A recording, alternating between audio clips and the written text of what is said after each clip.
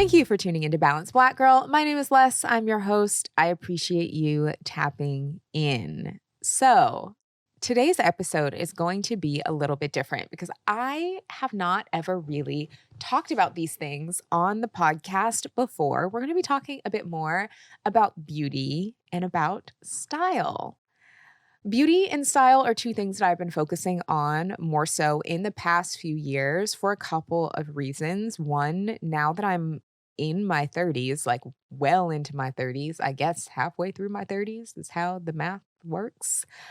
I've been thinking a lot more about how I present myself. And I think so much of the content and the information out there around beauty and style and fashion focuses so much on youth and on beauty and style in your 20s that there's not a lot of information out there about how to navigate your style, your skin, all of these things changing as you get into your 30s. And I'm sure even beyond. I can't really speak beyond because I'm not there yet. So right now I'm speaking as a 30 something who has a very different approach to style, makeup, beauty, hair than I did in my 20s. I think that there's a lot of emphasis on people wanting to look younger or wanting to appear to be something that they are not. And then there's also a tendency as you get a little bit older to cling on to styles from when you were younger because that's just what you're used to. And so I had to have an honest conversation with myself a couple years ago where I realized it just wasn't giving as cute as I thought it was. And I don't say that in a self deprecating way, I say that in a self aware way that sometimes we have these moments where we can be honest with ourselves and we can say, okay, I see some opportunity to improve and I want to lean into this a little bit more. And the beginning of my 30s really coincided with the pandemic. The pandemic started when I was 30, and that sent me into kind of a rut for a couple of years of not really caring about my appearance, of wearing kind of workout clothes and sweats exclusively because we were in the house for a few years. I was also living in LA at the time, and LA is definitely a very kind of casual place where, especially because I was involved in the wellness scene over there, it is very easy to just wear workout clothes all the time. And I started realizing that I wasn't really presenting myself how I truly wanted to be perceived. And it doesn't mean that how we look is the end all be all or that what people think of us is the end all be all. But the truth of the matter is, it is important. The image that we put out there does communicate to people who we are, and it does influence their perceptions of us. And especially over that time, the podcast has changed a lot. Back then, I was podcasting audio only and I was recording remotely from home, after my 9 to 5 every day. And that was a very different vibe than me now sitting here being a part of a network in studio on camera week after week, where people expect me to show up and will have a certain opinion of me based on how I present.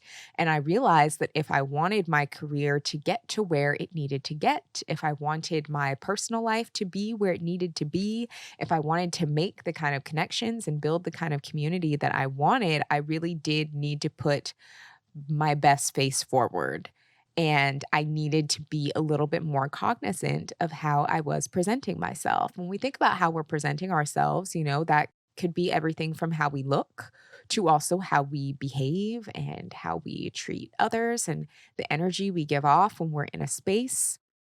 And I do think, I think I'm generally well behaved. I hope. And generally like sociable, but I did realize that I just was not presenting myself in the best way physically. And so it's been something that I have been intentional about, improving over the past few years. I'm still working on it. I can't say that I aesthetically am fully where I want to be, but I do think that I am doing a little bit better now than I was a couple years ago. And honestly, I also think that I'm doing a little bit better now than I was in my 20s, which is why I also push back on this idea of youthfulness being the end all be all. because I think youthfulness is great. I think the best thing about youthfulness is how much energy you have. But ultimately, style, knowing what works for you and leaning into what makes you you and putting the best version of you forward is what matters no matter how old you are, or no matter what's in style, or no matter what the trend is.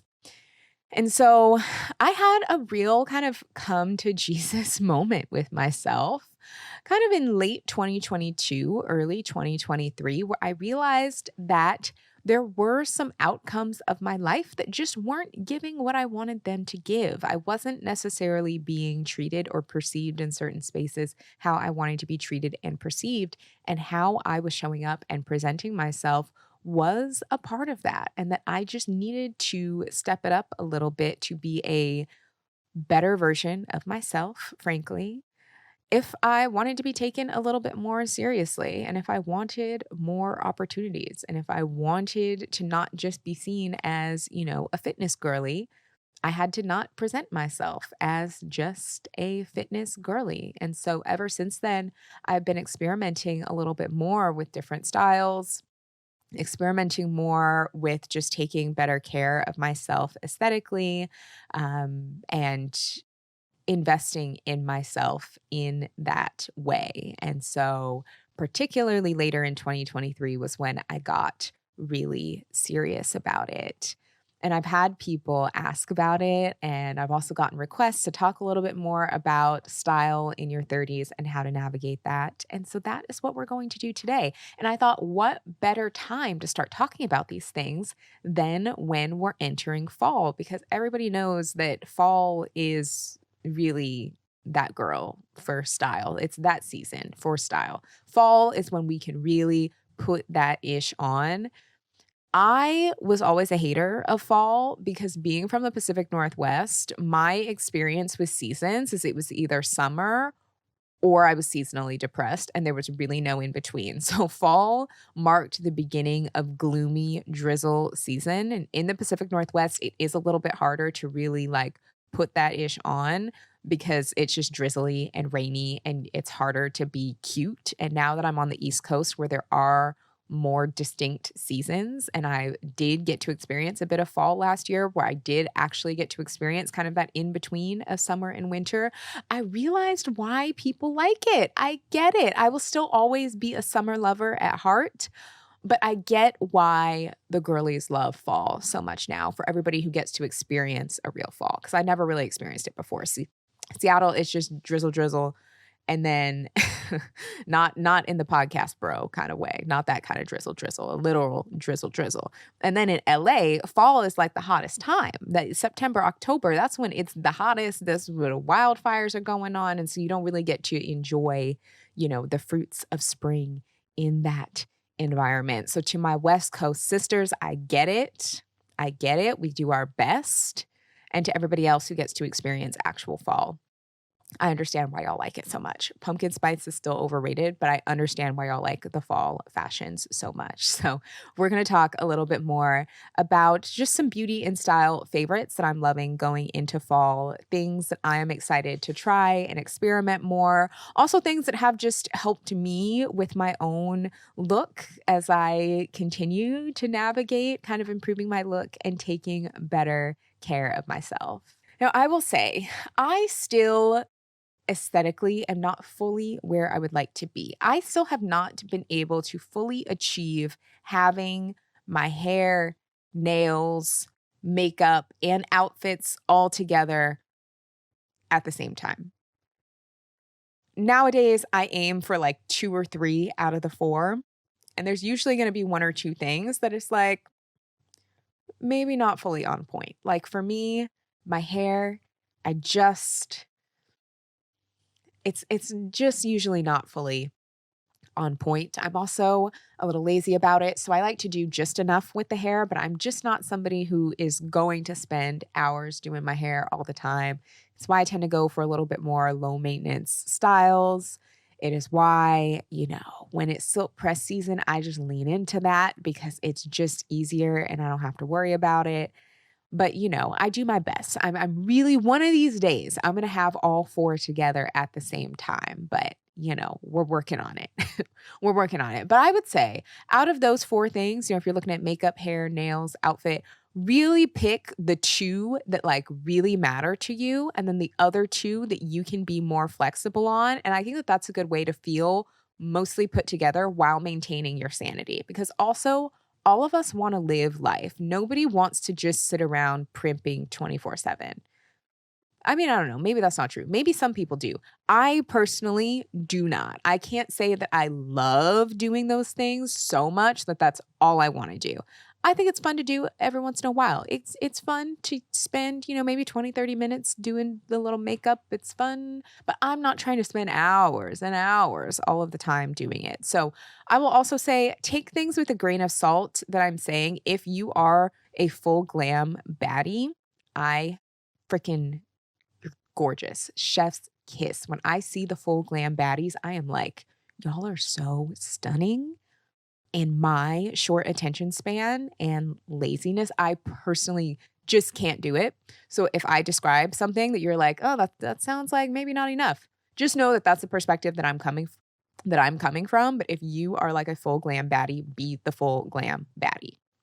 It really is all about doing you, leaning into what works for your desire, your taste, your budget, your schedule, your workout schedule, because that's also a big one. You have to figure out the intersection of what works best for you. So for me, I tend to do things a little bit more low key just because I have a really short attention span for a lot of beauty maintenance. And for me, like fitness is always going to be number one top priority. So I'm not necessarily going to sacrifice fitness so that my hair can look a certain way or so that this or that. But that's just me and how my brain works and my priorities. So I really think that the first step to elevating your look is figuring out what your priorities are of those categories of, beauty and aesthetic. What are the things that truly matter to you that maybe you're willing to invest a bit more in, whether that's time or money? And then what are some things that you can be maybe a little bit more relaxed or low key about? And you can do maybe lower maintenance things just to maintain it without it being as time consuming or as expensive. And let that be you and let that be your unique look. I talked about this a bit in the How to Stop Caring About What Other People Think episode. There is a lot of other people projecting their preferences and their standard of what they think beauty is onto other people. I cannot tell you how many times on TikTok someone tells me what it is I need to do. I usually do weekly TikTok lives on Tuesday nights after the podcast episodes come out to talk to y'all about the podcast. And every week, somebody tells me that I need a set of lashes. And every week, I'm like, I don't like lashes. I'm not doing it. If you like lashes, you get lashes. But because you like them, stop telling other people what to do. So don't let other people's projections of what they think hinder what it is that you want, hinders what your budget allows. Really focus on what is for you. What do you like? What actually matters to you? What can you afford? What are you willing to maintain? I think that also helps with us all not looking the same. Everybody can look a little bit different. If you want to do your hair a certain way, or your edges a certain way, or your lashes a certain way, or whatever, let it be uniquely you and to have it suit your unique preferences. And I do think that the beauty of getting older is we tend to lean more into what it is that we like as opposed to feeling like we need to hop on every trend. That is something that I have certainly felt as I've been in my 30s these past few years. And it honestly is really, really freeing. You get to pick and choose what it is you want to do, but other people's preferences and standards, again, are currency that is only accepted in the transaction of their face or their routine and what they want to do. So push back. Don't feel like you need to do something just because other people are telling you that you need to do it. So, first, I want to talk about beauty favorites because over the past few years, I have been changing up my beauty routine quite a bit. And I would say the biggest areas that I've changed have definitely been with my skincare and with my makeup. So, when it comes to skin, I take care of my skin very differently now because I'm in my 30s. And when we're in our 30s, there are things that we just need that are different. So, the number one thing that I have changed in terms of my skincare has been including a retinol. I had never used retinol before I was 30, but when I was 30, I started using a retinol and it has made a really big difference. You can find retinols in all different forms. There's over the counter retinol. You can go to a dermatologist and get tretinoin. You can do any which way, but retinol is essentially a vitamin A derivative that helps with the cell turnover of your skin. So it's going to help keep your skin more even. It's going to help your skin be more clear. It is going to help reduce fine lines and wrinkles with continuous use. So it's something that is good to put in your routine. If you are somebody who has more sensitive skin or you've never used a retinol before, you're going to want to be super, super gentle with it and you're going to want to introduce it slowly. I've now built my way up to using retinol about 3 days a week. Currently, I'm using A313, which is a retinol that I got at a French pharmacy. It is a bit more of a gentle retinol. I think when I finish it, I'm probably just going to go to something a little bit stronger. I might go to like a tretinoin. I don't have particularly sensitive skin. My skin can it can handle a little bit of spice. And so I'm probably going to step it up a little bit. I can handle, a bit of a retinoid, but a retinoid is something really great to introduce into your routine if you're 25 and older to really help with that cell turnover. I don't necessarily think it's necessary if you're under 25 because that is when your collagen production is still the highest. But then once you're over 25, that's when your collagen production slows down. And that's when you can introduce something like a retinol to help with your skin. As far as things like Botox, I have gotten Botox before. Actually, I've only gotten it once. I got it a little over a year ago when I was still in LA. And I haven't gotten it since, honestly, just because of like time. I just haven't found like an injector in New York that I have wanted to work with yet, but it probably is something that I am going to reintroduce maybe a couple times a year. I don't necessarily want to not be able to move my face, but I do think just a little bit, just a little. I'm a very expressive forehead girly, and when I had it in my forehead, I really liked how smooth it made my skin look. I don't necessarily think it makes you look younger, and I don't necessarily think you need to look younger. I think people who overdo it on the Botox look their age, but like they just can't move their face. And I just want like a little bit of a little relaxed, I just like to have a little relaxed. I raise my eyebrows a lot. I do a lot with my face. And so when I get the time to go back to an injector that I like, I will probably reintroduce it. If you are in LA, I had a really great injector there. Her name is Ashley. She's a Black woman. She specializes in working with Black women. I'm happy to send you her Instagram, or I'll link it in the show notes below so that you can check her out if you're in LA. She is fantastic.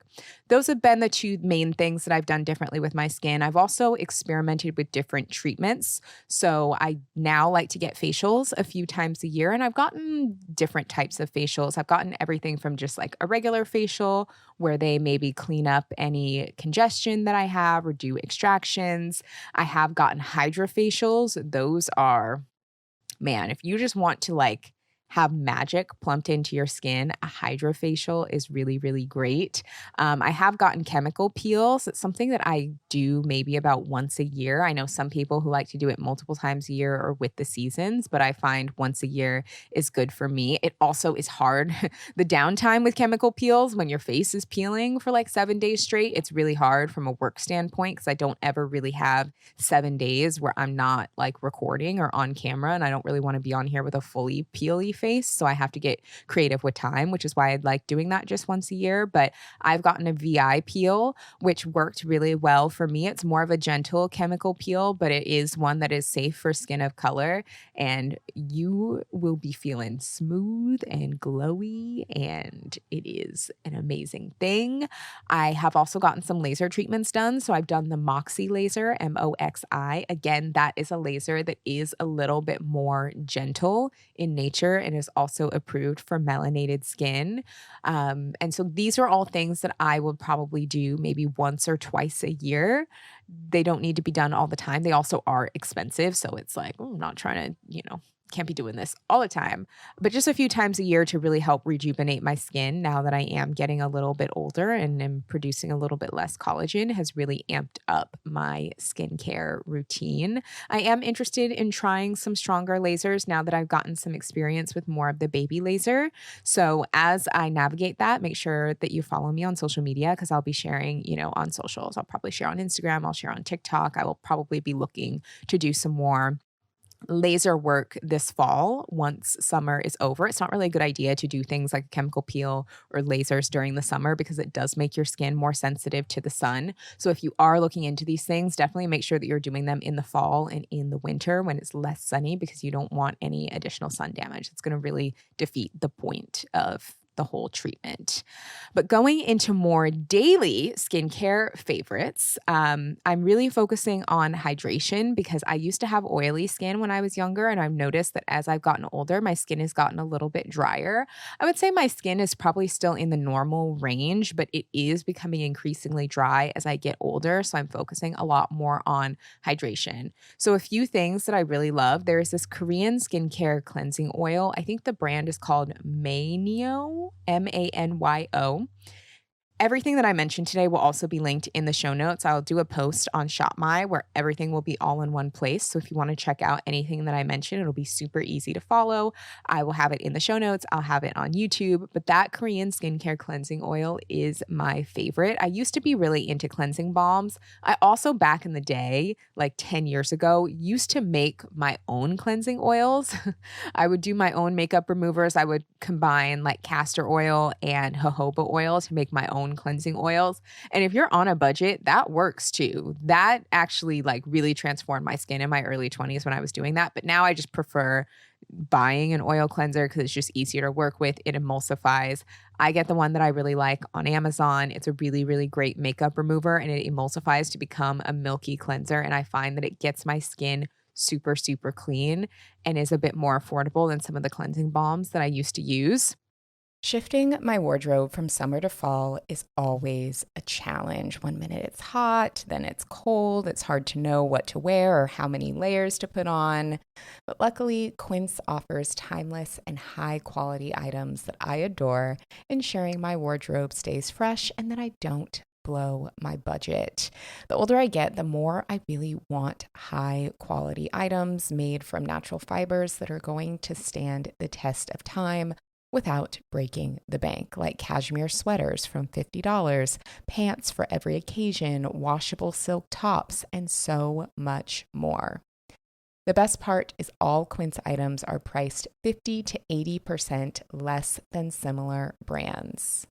By partnering directly with top factories, Quince cuts out the cost of the middleman and passes the savings on to us.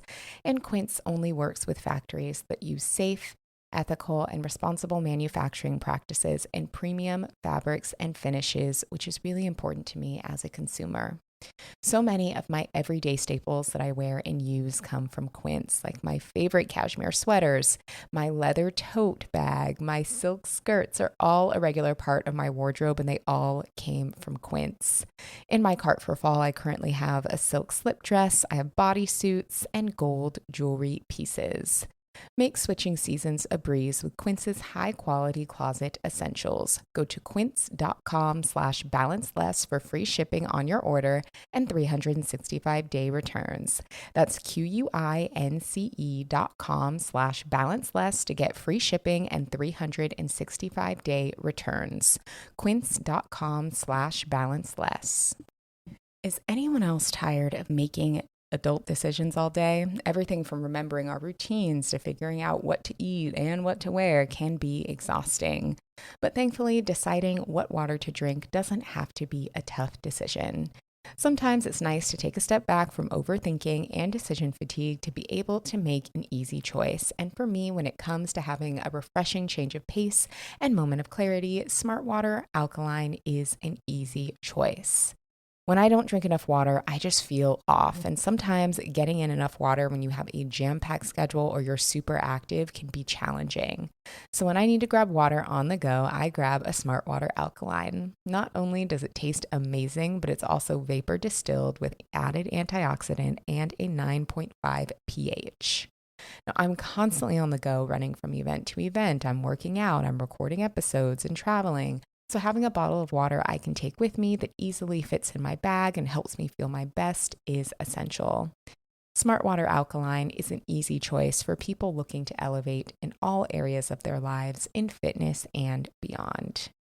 When it comes to living life, there is a lot to overthink, especially when it comes to work, wellness, moving, new routines, but at least we don't have to overthink water. Whether you're running miles or running meetings, Smartwater Alkaline can help keep you hydrated throughout your active life. Life's full of choices, and Smartwater is a simple one. Visit drinksmartwater.com to learn more. I also am just a huge Black Girl sunscreen stan. I've been using Black Girl sunscreen since, gosh, probably 2018, like close to when they first came out.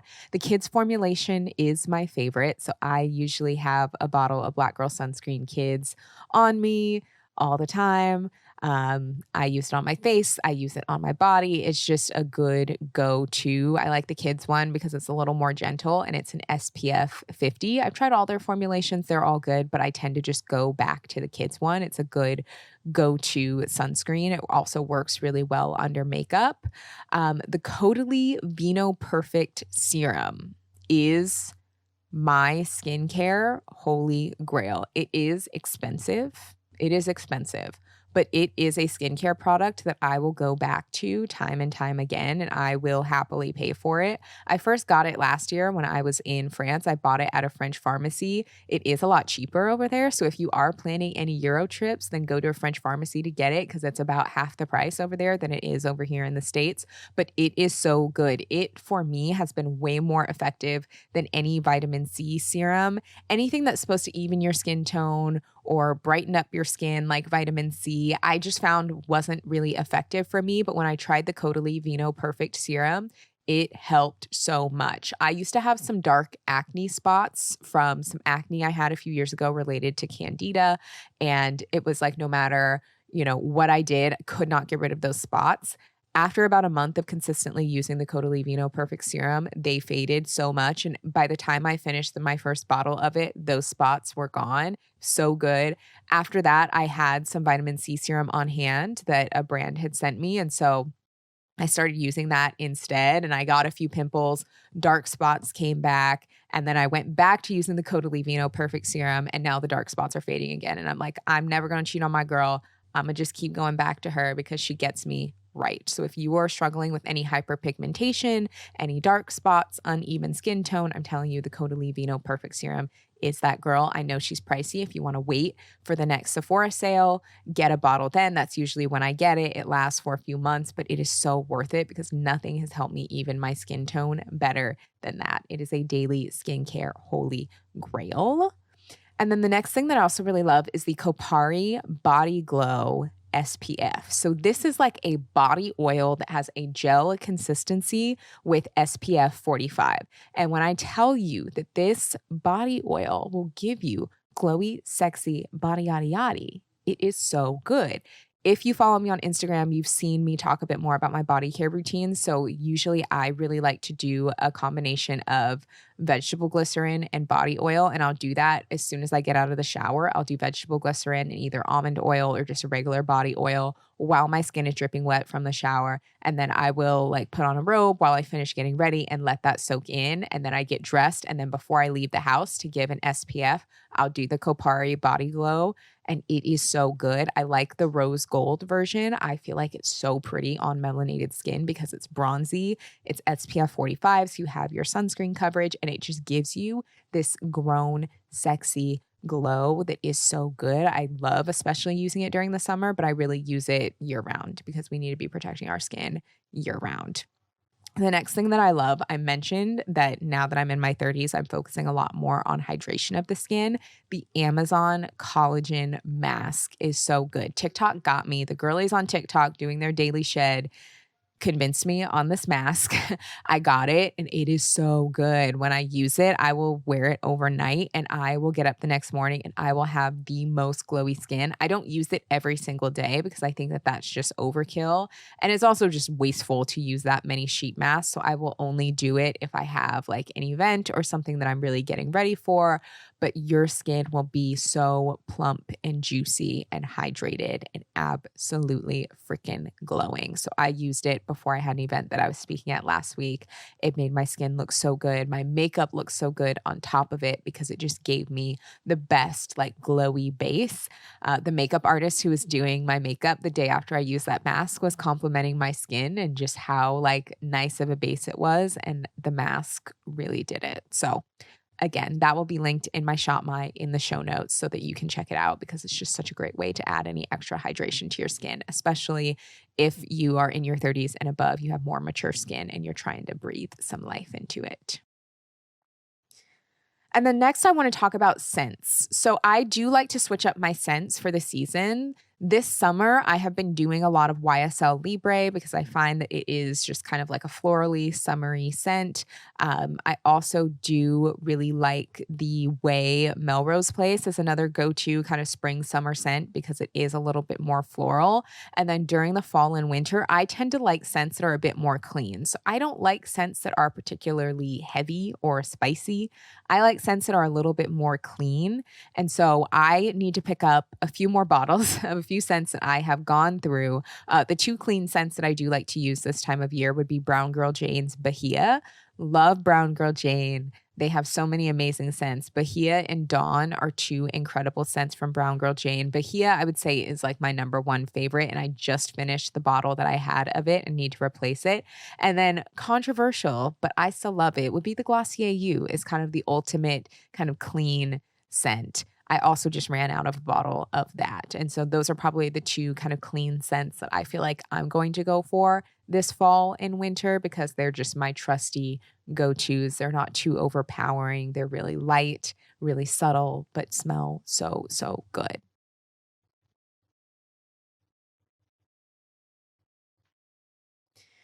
Okay, so now I want to talk a little bit more about makeup. But before I get into specific makeup products that I like, I want to talk a little bit more about having your own makeup style. Now, makeup is tricky because it can be one of those things that, on one hand, can err on the side of being super trendy, and it can be really tempting to fall into things being really trendy.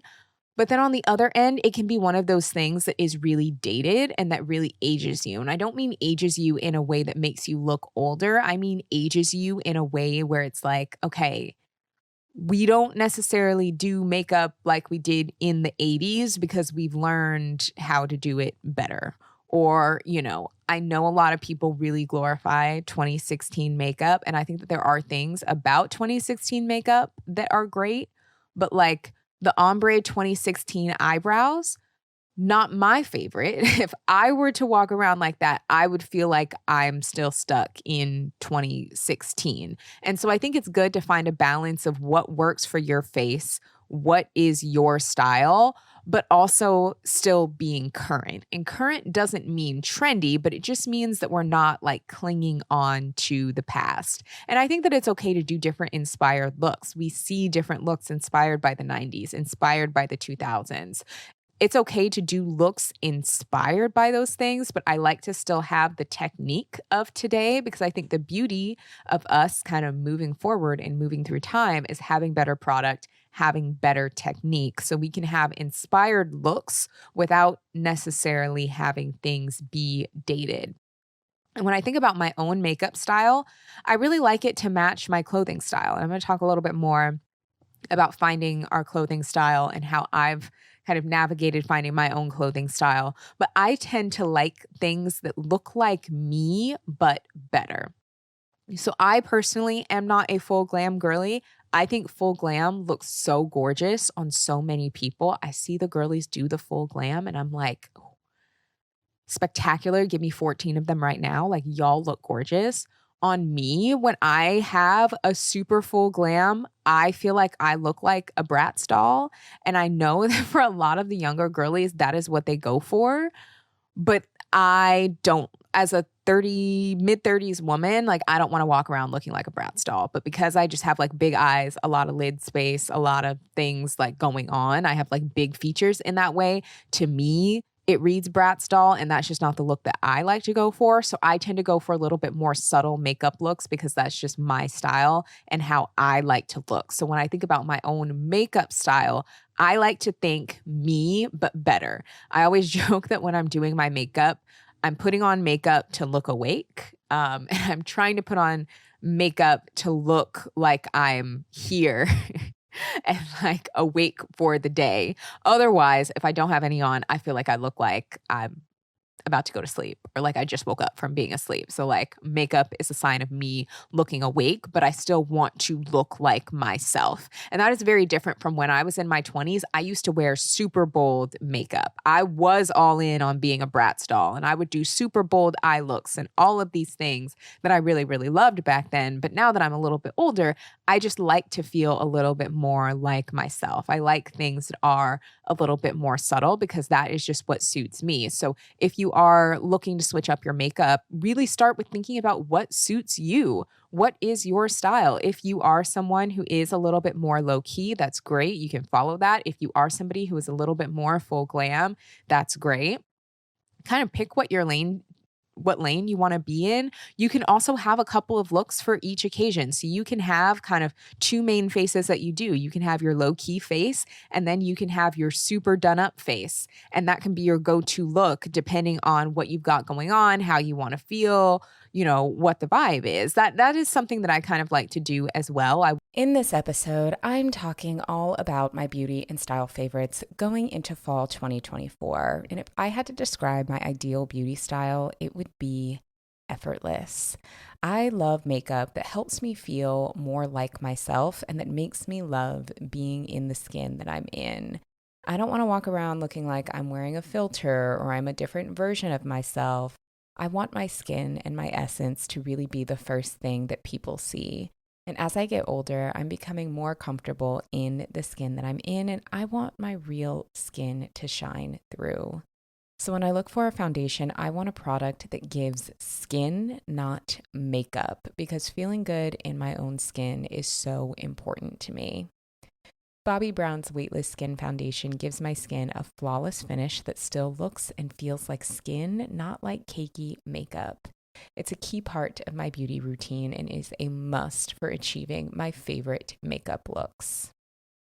I don't want to look like I'm wearing a filter or hiding behind a mask or to look like I have layers of foundation on. I love that Bobbi Brown Weightless Skin Foundation leaves my skin feeling moisturized yet still remains lightweight and looks and feels like skin. So I wear it for everything from being on camera to record this podcast to just my daily face makeup. It stays put, it doesn't crease, and is perfect for my active lifestyle. I absolutely love how natural it looks, but it still provides great coverage. It truly gives my skin but better, which is exactly what I want. Especially now that I'm getting a little older, my skin is changing. I'm noticing more fine lines, and it's okay. I'm perfectly okay with looking my age, but as we get older, when we're wearing really heavy makeup, it can settle into those lines. And I find that the Weightless Skin Foundation seamlessly blends with my skin and looks so good. It doesn't accentuate anything that I don't really want to call more attention to. In honor of the Weightless Skin Foundation launch, Bobbi Brown Cosmetics traveled the country to connect with their community and have honest conversations about beauty, confidence, and self-love. And the results were electric and uplifting. The content is all part of the Weightless Skin campaign and lives on their site and on YouTube.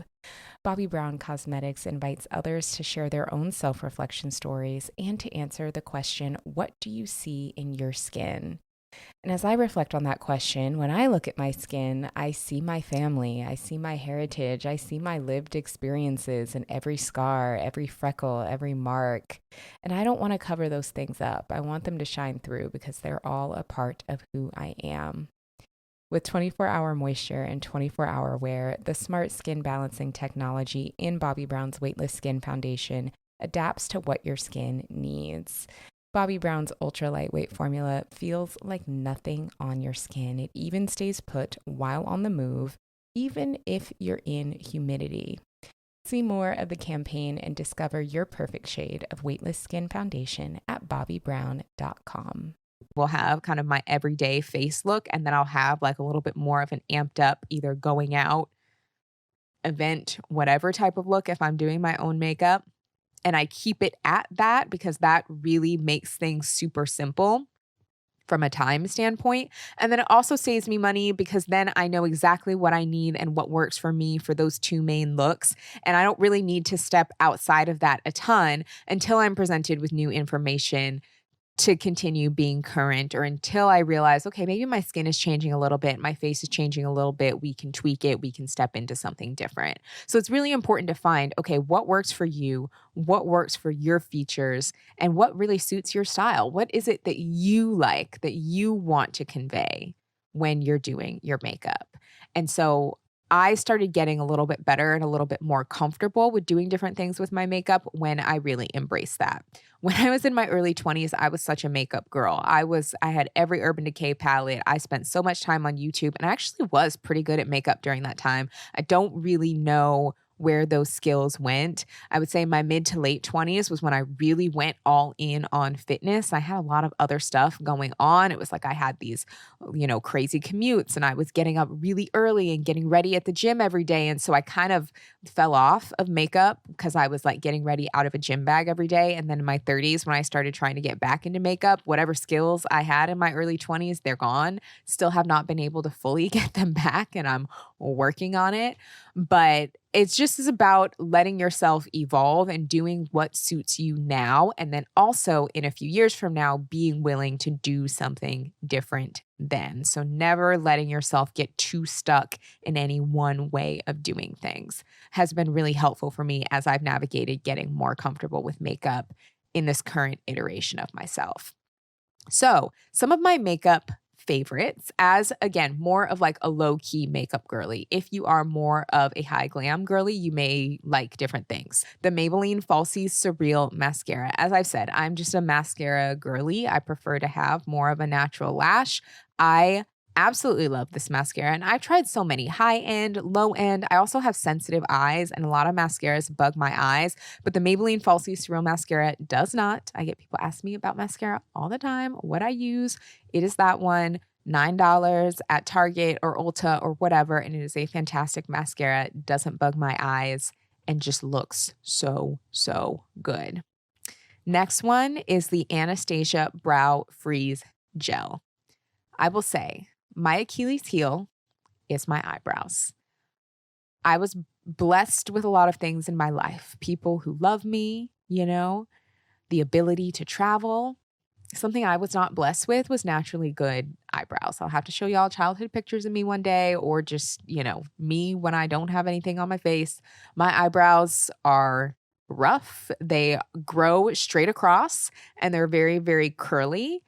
And they're just like not good brows. And so I'm constantly fighting with my eyebrows to get them to look how I want them to look. And sometimes they look good, and sometimes they just don't. And I'm doing my best. I have absolutely been bullied online for how my eyebrows look. They're doing okay right now. But it just is what it is. But I will say the Anastasia Brow Freeze Gel has been the best product I've found for taming coarse, curly brows. I think it is better than the Brow Freeze. The Brow Freeze gives paste. It's like chunky and clumpy. It dries so quickly that you can't really work with your brow at all. I did for a long time use the e.l.f. dupe, and that one was fine too, but it also was just really goopy. And I think that this Brow Freeze gel version has some of the best hold that I've seen in a brow gel without being goopy.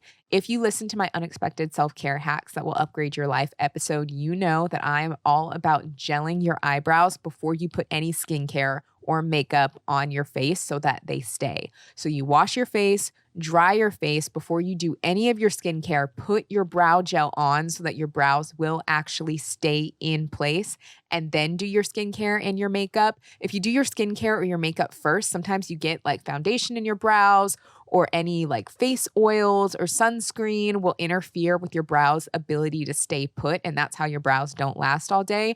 If you do the Anastasia Brow Freeze Gel on dry skin before you apply any skincare, your brows will last all day. Even if it's raining, even if it's humid, they will last all day. I promise you. Next, the Glossier Cloud Paint Bronzer. I really like this bronzer. Powdered bronzer on me just tends to look a little bit muddy, but this is like a liquid bronzer and it works really, really well. You can build it up for a little bit of contour, or you can do light layers for just a little bit of bronzing. I use the shade Coast, and I just find that that works really, really well for my skin tone. It's not too warm, but it's also not too cool, and it just is a great in-between shade. So I really like that. I also really like doing it just on my eyelid. If I, don't really feel like doing eyeshadow that day, most days that's what I do, just to have a little something on my eyelid. And it's just such a great buildable, versatile product. Next is a Patrick Ta blush in She's Blushing. It's just a great go-to pink blush. I tend to like the powder side a little bit more than I like the cream side. The cream is fine, but I just find that I reach for the powder more. And it just is my go-to daily blush. It's a good pink shade. Again, it's very buildable, but it also can be really nice, light, and subtle. I like to look like I'm kind of like naturally blushing, as opposed to over blushing. And I just find that it is a really, really nice, light pink shade. Also, Patrick Ta, he's also in his big one, the Major Dimension 3 palette. So this is my go-to eyeshadow palette. It's a great palette for anybody who likes neutrals. It has a row of warm tones. It has a row of cool tones. And I find that I can create just about any look that I like from that palette, because I do tend to like more neutral eyeshadows, especially because I have such big lid space that when I do too much color on the eyelid, that is when it's giving Bratz doll. I used to love doing a lot of color on my eyelid when I was in my 20s, but now in my 30s, I personally like to just stick with my neutrals. I also do like to do a little bit more contour in my eyelid, again, just to give my eyelids a little more shape, because I have like a lot of lid space, and I find that this palette is just a really great go-to. So Patrick really did his big one.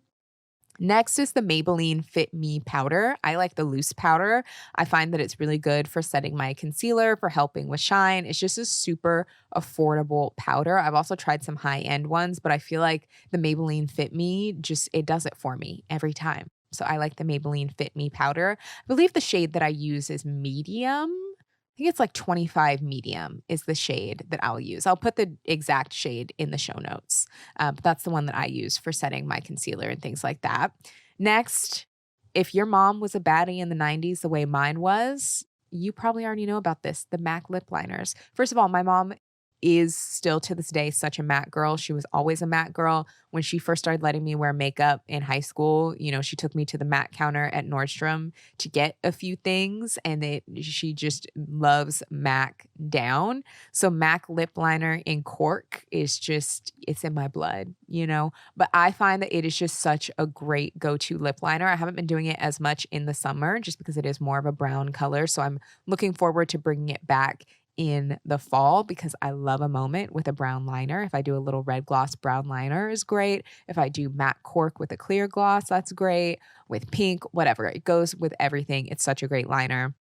I also really love the Ami Colé lip oil in the shade Excellent. So that is the brown lip oil. It is what I wear pretty much every day. We also love Ami Colé, fantastic Black woman-owned business. They just have amazing products. I think they just came out with lip liners, which I haven't tried yet, but I want to. So I will definitely have to pick some of those up soon.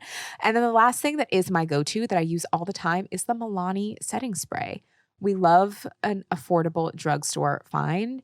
It works just as well as some of the high-end setting sprays. Like I've gotten PR packages with, really expensive ones, but I find that the $9 bottle of Milani does just as good. Also in this heat, it has been keeping me right. So those are makeup favorites that I love that I will continue to be using as we go into fall. Now, next I want to talk about hair. So since taking my braids out, I have actually been washing my hair more often because I normally am a wash my hair once a week kind of girl. But I find that when my hair is in its natural state, that just isn't often enough. If I wash my hair once a week and just do like a wash and go or whatever, I can maybe get 3 to 4 days out of that before my hair is super dry and just ready to be washed again. And I know, people like to offer a lot of tips. I've had my hair my whole life. I've done it so many different ways. I know braid out, twist out, all these things. Those styles just don't I just have hair that wants to be washed more often. Everybody's hair is a little bit different. Some people can wash it more often, less often. So I've been washing my hair about every 3 to 4 days. And I do think it has been helping it because it's just helping my hair get the moisture that it wants. My hair just doesn't stay hydrated and moisturized after more than like 3 to 4 days.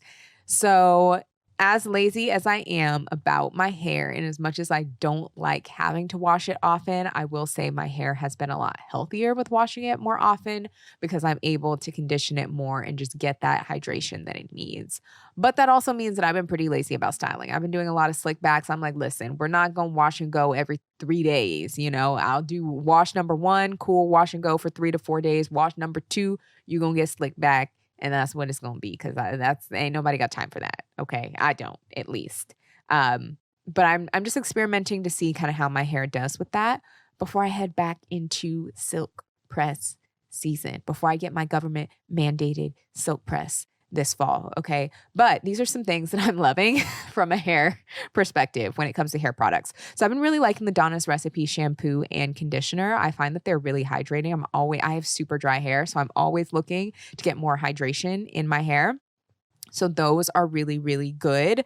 I like them. They also smell amazing. I love the TPH by Taraji scalp scrub as well as the scalp cleanse. Especially the scalp cleanse when I had my braids in was great because it has a little comb on the bottle and you can just get directly in your braids and in your scalp to really help kind of exfoliate the scalp. The scalp scrub is also great for exfoliating the scalp. So I don't necessarily think you need to use those things all the time, but maybe about once a month I'll go in with those and like really kind of detox my scalp. I also love the Way Detox shampoo is a great clarifying shampoo. Again, I'll maybe use that once or twice a month. You don't necessarily need to clarify every day, but then I'll use the Donna's Recipe shampoo as more of a hydrating shampoo. And so alternating between a clarifying and hydrating has been working really well for me.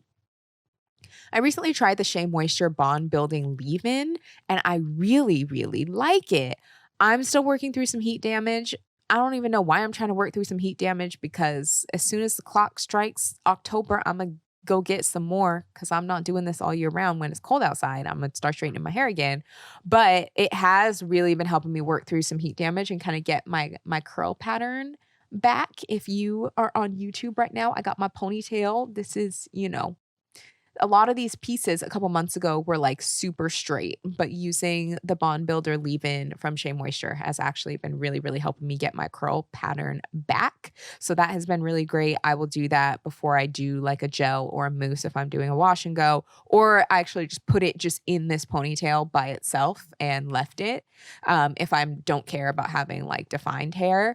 I also really like the Dew Gel and Mousse are both great. So right now I have the Dew Honey Gel and then I also have the regular mousse. I wanted the honey mousse, but they didn't have any when I went to the store to get it. So I actually like to use both. I'll start with a leave-in and then I'll mostly style with the gel and then I'll just do a little bit of mousse on my whole head afterwards to seal everything in. And then that has been working well for my wash and goes when I choose to do them.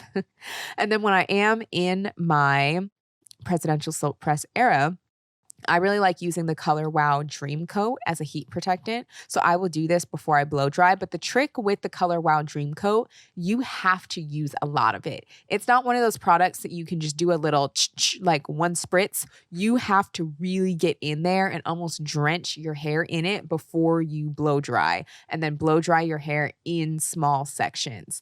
That will help really protect your hair from humidity and moisture. And then you go in and then you flat iron it.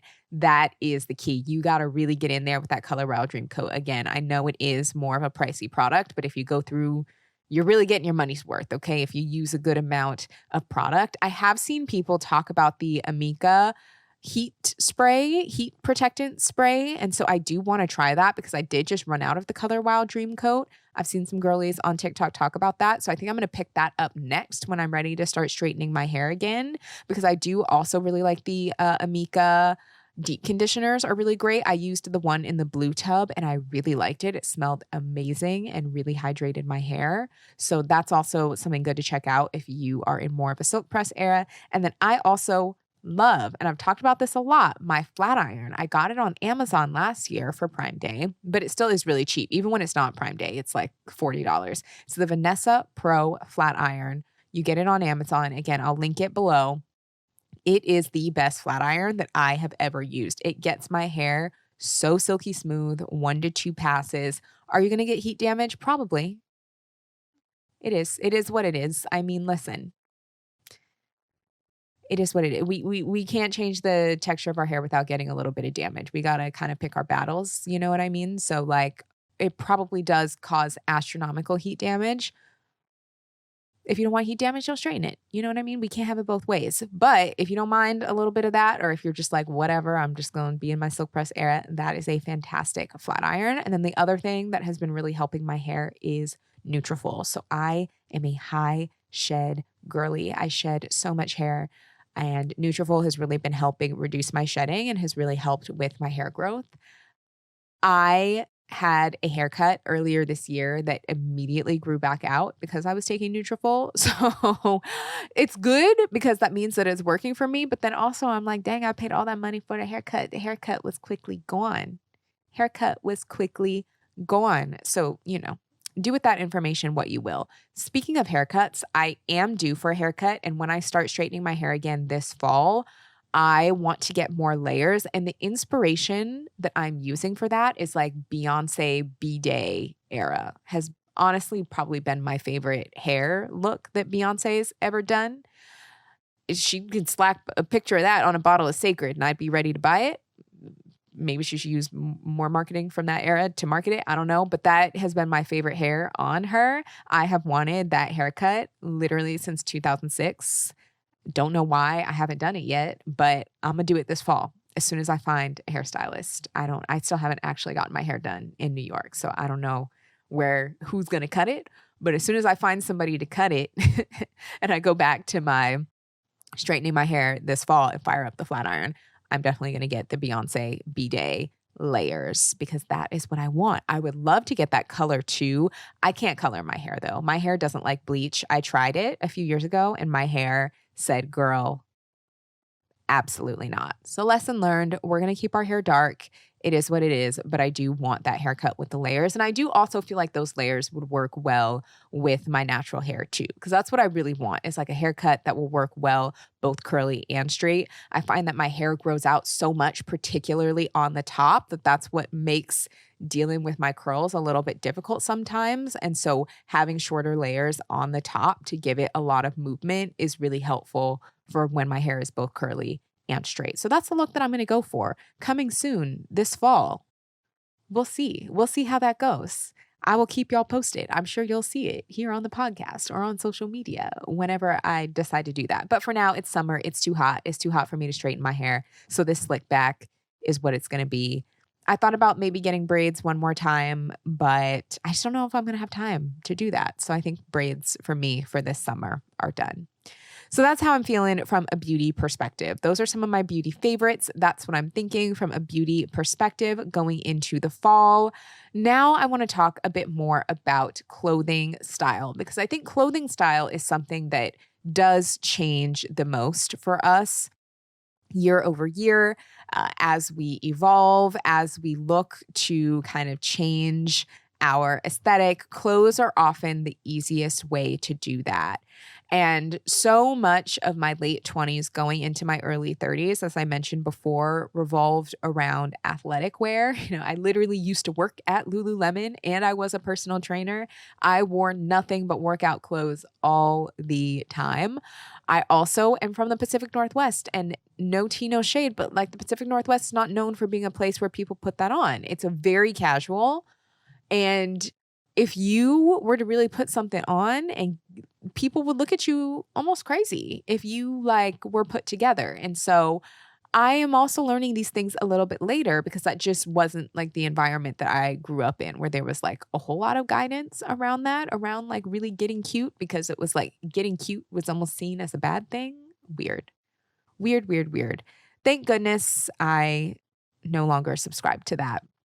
So, clothes are a really good way to express ourselves. With fall coming up, that's really the season of putting things on. I'm not necessarily about buying a ton of new things every season because I think that that is really wasteful. I don't think that that is the most sustainable, but I do think it's okay if we want to refresh some things here and there. And usually, accessories is what I do like to kind of re up with the seasons and change things up a little bit. So, looking at things like a fall bag or a fall coat, or maybe a boot or two to add to the collection, or a shoe or two to add to the collection, and look at different ways that we can layer is a good way to switch things up for the season. But before we get into the specific things that we want to wear, I think it is important to figure out where your style is for this current season in your life. So there was a season where it made sense for me to wear workout clothes all the time, where I lived in cities where that was seen as normal and okay. Now in New York and in this current season where I'm in, where it's like I'm on camera, I'm doing work that is a little bit more professional and less fitnessy in nature, it doesn't really make sense for me to wear workout sets all the time. And so I have had to figure out, what does my style look like for this current season of my life? What do I want what I wear to say about me? Because when people see me and they see how I'm dressed or how I present, that does send a message. So, what is the message that I want people to get about me? And how do I want to feel? So, these are things that I've been thinking about as I've really navigated stepping up my style in my 30s. And I'll also say in my 20s, during times when I wasn't wearing my workout clothes, I was very into fast fashion, very into super, trendy things. If we think about kind of some of those kind classic looks from the 2010s of the peplum and the business casual in the club and that damn green jacket in 2016. I did all of those things because I was very much just buying whatever was in front of me, and I wasn't necessarily thinking about how I wanted my clothes to speak for me. And so, something that has been really helping me define my style in this current season of my life, where I care less about what's on trend and I care more about how I feel and my own perception of self, has been kind of the 3-word theory. So, the 3-word theory, I don't know if that's even the right term for it, but was popularized by the stylist named Allison Bornstein. She's on TikTok, and she talks about having your 3 style words. So, what are the 3 words that you want to describe your style? No matter who you are, bathroom trips are an inevitable part of life, and we all love feeling clean after a trip to the bathroom. An essential that I always keep in my bathroom and my purse that keeps me feeling clean and refreshed is good wipes. Now, toilet paper is important, it has its place, but toilet paper alone doesn't always get the job done. It often just smears things around, but doesn't actually clean. I mean, think about it. Would you wash your hands without water? After all, we use wipes to wipe babies' butts, and even as adults, we need the same TLC. But good wipes are so much better than baby wipes because they're made for adults. They smell better, feel better, have better ingredients, and you can actually flush them. They're convenient, made from plant-based fibers, so they flush and break down easily, and they smell amazing. They're naturally scented and hypoallergenic, so they're safe for sensitive skin. Now, my favorite scent is the Shea Cocoa, and the lavender is amazing as well. I've used other wipes in the past and just find that good wipes are softer, more comfortable, and leave me feeling cleaner. I like to order mine on Amazon so they ship directly to my house, and I always have them on hand. If you want to upgrade your restroom ritual, you can grab good wipes at Target, Walmart, Kroger, and most local grocery stores. Just head to the toilet paper aisle and look for the bright aqua, rose, and emerald packages. They're also available on Amazon if you're more of an online shopper like I am. Trust me, you will love them. If you listen to this show, you know that I'm all about feeling great at any age. That is why I geeked out when I learned about senolytics. It's a class of ingredients that is being called the biggest discovery of our time for promoting healthy aging and enhancing your physical prime. As we age, everyone accumulates senescent cells in their body, and these cause symptoms of aging like aches, discomfort, slower recovery times, sluggish mental and physical energy, all things that are common but don't have to be. Much like pruning the yellowing leaves off a plant, Qualia senolytic removes these worn out cells to allow for the rest of your cells to thrive in your body, helping you feel more rejuvenated. Qualia senolytic is a non-GMO, vegan, gluten-free formula that you take just 2 days a month. This clinically tested 2-day regimen may hold the key to unlocking cellular health and revitalizing aging tissues around the body. New research on aging and longevity, including a clinical study on Qualia senolytic, shows that senolytic supplementation can play a huge role in enhancing how we age. I started the regimen a few months ago, and it has supported my energy levels and physical well-being so much. I have less aches and pains, especially after working out, and feel so much more vibrant and productive as I enter my mid-30s. Resist aging at the cellular level. Try Qualia senolytic. Go to qualialife.com/balanceless for up to 50% off and use the code balanceless at checkout for an additional 15% off. For your convenience, Qualia senolytic is also available at select GNC locations near you. That's QUALIA life.com/balanceless for an extra 15% off your purchase. Thanks to Qualia for sponsoring today's episode. This is purely based on your preferences. So what is it that you like? What is it that you want your style to convey? And so I thought about this last year when I first saw her videos pop up on TikTok, and my words were chic, effortless, and elevated. So when I think of chic, effortless, and elevated, that is exactly how I want to present myself. Chic meaning fashionable, not trendy, but like stylish. I want to look expensive.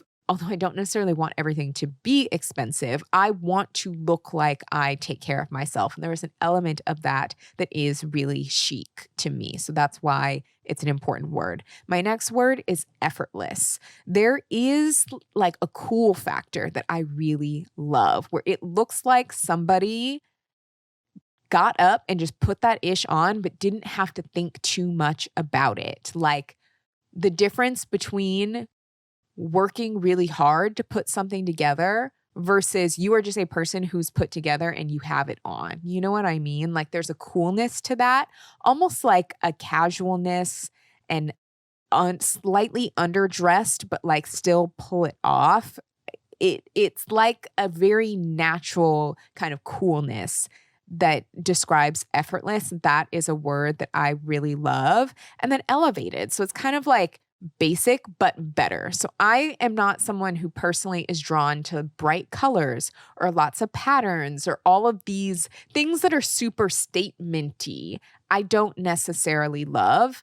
I don't want that to be the statement. I want my presence to be the statement. I also am frugal and I also like to mix and match. And so I feel like when things are really bright or things are super memorable, it's hard to get as much value out of them versus when things are chic and a little bit more simple but elevated, you can be a little bit more creative with the different things that you do with them. And it takes a little bit more creativity to kind of make them look next level.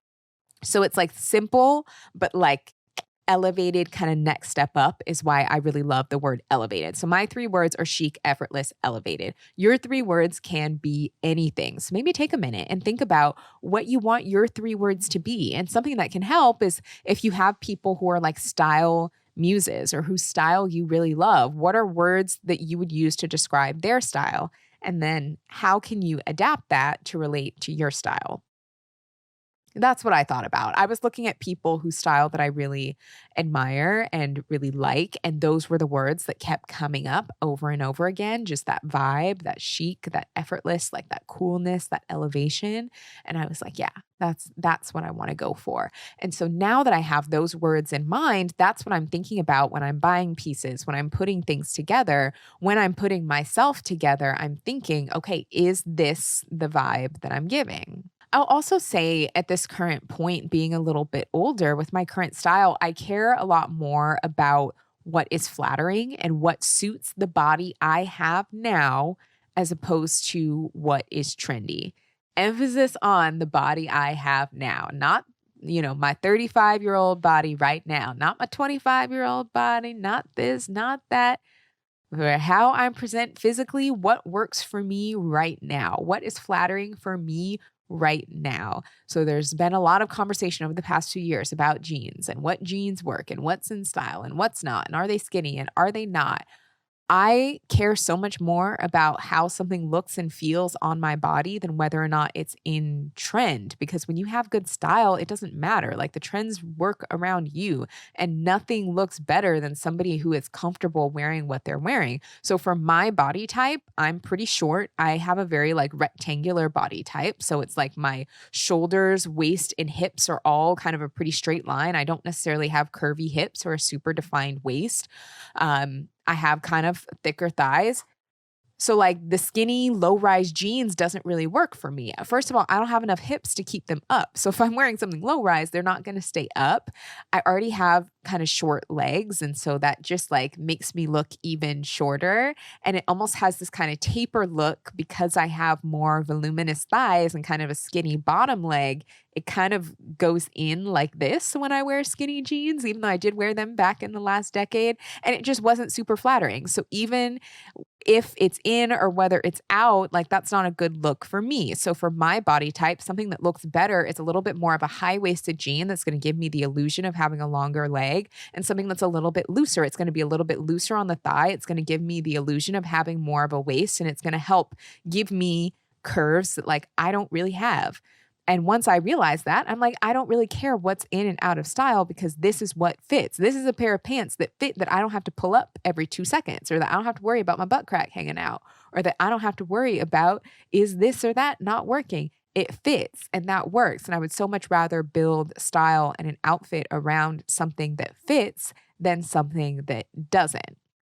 And so I feel that way about so many things, about different tops, about different dresses, about different pants and things like that. I would so much rather feel good in them and wear them well than worry about what is a trend. Because even the most stylish people that you know don't necessarily dress according to trends. They dress according to themselves. They wear things that are so uniquely them and that suit them so well and that suit their personality so well that it's like trend wear. You know what I mean? Trend who? And so really thinking about what makes us feel good, what helps us feel our most confident and best selves in the body that we have now, not the younger version of us, not these different versions of, when we lose whatever, like dressing for who we are right now and appreciating and styling the bodies we have right now is super important, especially as we get older and things inevitably change. We have to appreciate what we physically have now. So I also want to talk about some brands that I really like to shop with.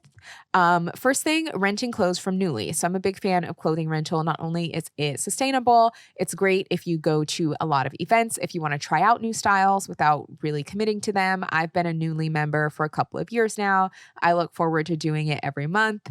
And I really, really love my Nuuly membership. So I also have a code. I don't know if it's still active. You can try it. The code for Nuuly is balanced less 20. Try it out, see if it works for $20 off. But I find that it is good value. Normally full price, it's $98 a month to rent 6 pieces. And I really love it, especially because I'm on camera so much. I go to events all the time. I don't want to buy an outfit to wear it once. That doesn't make sense. And for a lot of things that I want to wear that are really nice, they are a little out of my price range. Like I wore this really cute cropped blazer to an event recently. So many compliments on my outfit. When I looked up the price, that blazer was like $300. I don't know about you. That is a lot of dollars. I'm not there yet where I can afford to spend $300 on a blazer that I'm going to wear one time, but I included it in my Nuuly. It was one of my 6 pieces. It was great for that event, for that day, those pictures, and then I get to send it back and someone else gets to wear it and love it. And that's great. So huge fan of clothing rental. I really like Nuuly. Another place that I really love is Abercrombie. It's just really great for denim. I was just describing the type of denim that I like in my body type, but I think Abercrombie has done a really great job with denim for all body types, and they just have great pieces. So it's like my go-to for basics, for denim. they're just great for that. I really love Cezanne. Cezanne is a little bit higher priced, but I do find that the things are really great quality. So I love going for those high quality pieces that I'm going to wear over and over. You know, the sweaters, my favorite dresses, a lot of accessories that I really love that I want to keep for a long time are all from Cezanne and I really, really love. So that was one that I got put onto when I was in France and I've loved shopping with them ever since. I also really like Mango for just solid pieces and accessories. I will say it's a little Zara-esque in terms of quality, and I would say the price point is kind of similar for Zara, but it just is not as, like, overdone, you know what I mean? You go out and you're like, "Oh, okay, everybody is wearing the same set from Zara," versus, they just have, like, a little bit more variety.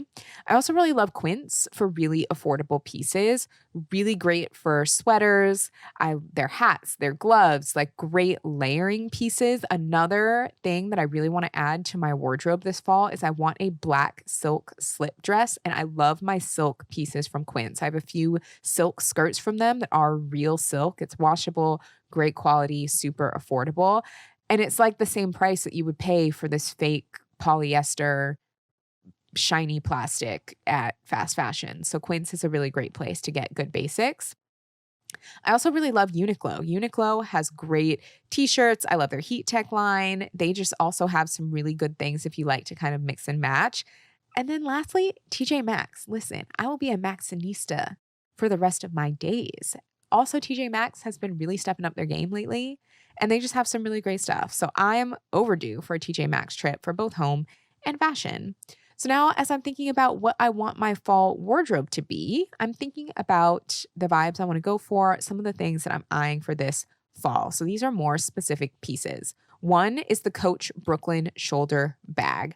I realize I don't have a brown purse or brown like tote bag, and I would love that for work, for, days where I need a bigger bag and I'm going to different events. I don't have a brown shoulder bag, and the Coach Brooklyn bag is gorgeous, specifically the larger one, which is in that brown shade. Oh, perfect. It is gorgeous. It's gorgeous chocolate brown tote. Definitely on my wish list. The Dolce Vita label flats. I actually do have this pair of flats. They are so stinking cute. I have the burgundy pair, which is like this beautiful dark red. I believe they also have them in black and like a few other colors. They are a dead ringer for the Ganni flats. Great Ganni flats dupe for like a third of the price. I have the burgundy ones. I love them. I did wear them once, but they are more of a fall shoe, so I'll be wearing them a lot more this fall. As I mentioned, I really want a black slip dress because I would love to wear it with like a leather jacket, a sweater over it. I just have a few different outfit ideas in mind for a silk black slip dress. I'm probably going to be getting one from Quince because that's where I like to get my silk pieces from. Brown leather jacket. I do have a brown leather jacket that I got over the summer on sale. It's from Lioness. It's more of like a distressed brown moto jacket, and I'm so excited to wear it. I realized I have a few black leather jackets, but I didn't have any brown, and mixing things up with browns, with suedes, with leather is just a really great way to up your wardrobe for fall. And so I'm really excited to incorporate that brown leather jacket into the mix. I have also not found the perfect pair of dark jeans. I would love the perfect fitting pair of dark denim, and I have not yet found it. So I'm really on the hunt. Like I said, I usually love Abercrombie for denim, but they don't really have anything that's jumping out at me for dark denim. So I want to shop around a little bit, maybe try some different denim brands and branch out a little bit. So as I try things on and I look for things, I will let you all know what I find. And then the next is oversized blazers. So I have a lot of fitted blazers, but I have a few outfit ideas for this fall and winter using oversized blazers.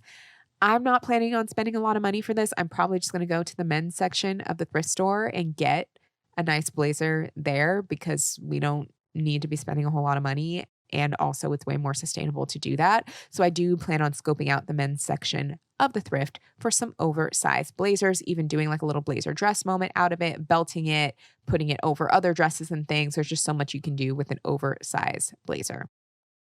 Okay. And this is not a wardrobe item. This is a beauty thing. I mentioned it earlier, but just the return of silk press season. I am an active participant, but I do need to find somebody to do my Beyonce B-Day haircut. So if you have any recommendations of hairstylists in New York who can do that kind of thing, let me know, because I need all the recommendations I can get, and who it doesn't take 6 months to get an appointment with. That's the other thing, is because I'm trying to get this fall, not, next fall.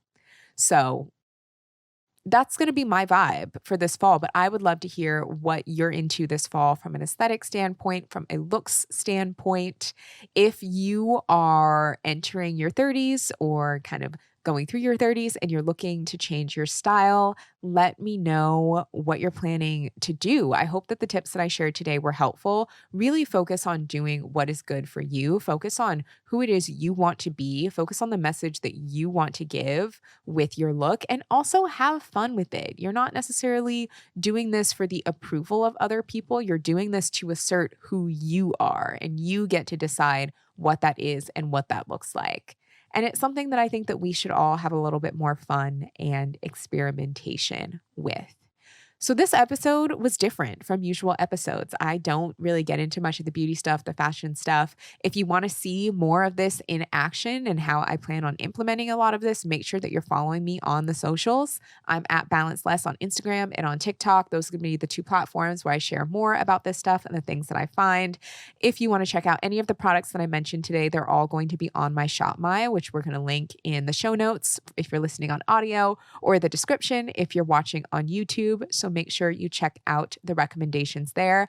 I would love to hear what either pieces or aesthetics you're really looking forward to this fall. So leave me a comment on my latest Instagram post and let me know what you're loving.